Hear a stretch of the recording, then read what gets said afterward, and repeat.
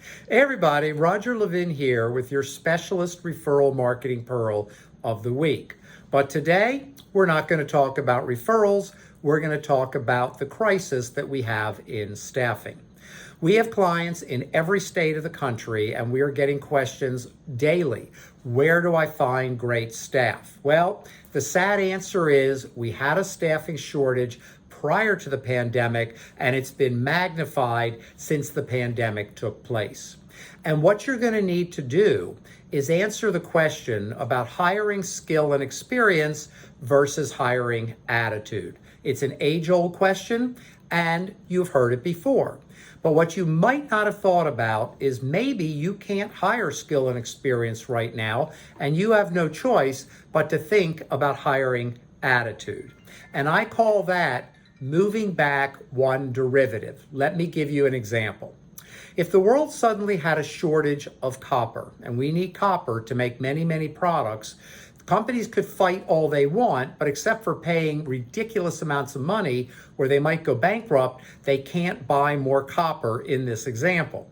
So they have to move back one derivative. This has actually happened a few times in history. The only way to get more copper is to mine more copper. You move off of a challenge you can't solve, you move back one derivative, and you try to solve it there.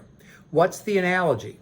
Well, many of you right now can't hire skilled and experienced team members here.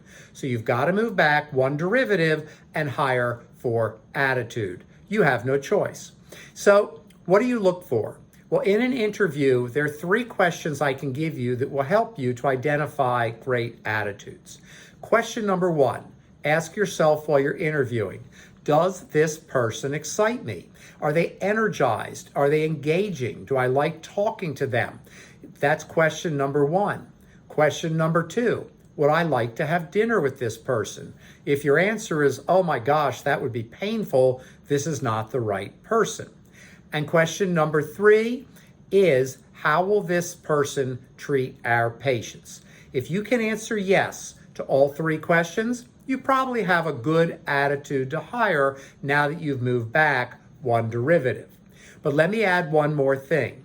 If you're going to hire for attitude, you still need to bring them along to become excellent team members. And that means you need to accept the principle that it is now the job of your practice to train new team members.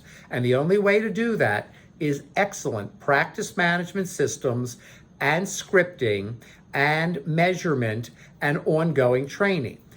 Every time we put systems into practices, the team rises to a higher level every single time. Production and profit go up every single time. And best of all, stress goes down, which means a lot more enjoyment of every day. Who wants to go to work and be miserable no matter how type A you are?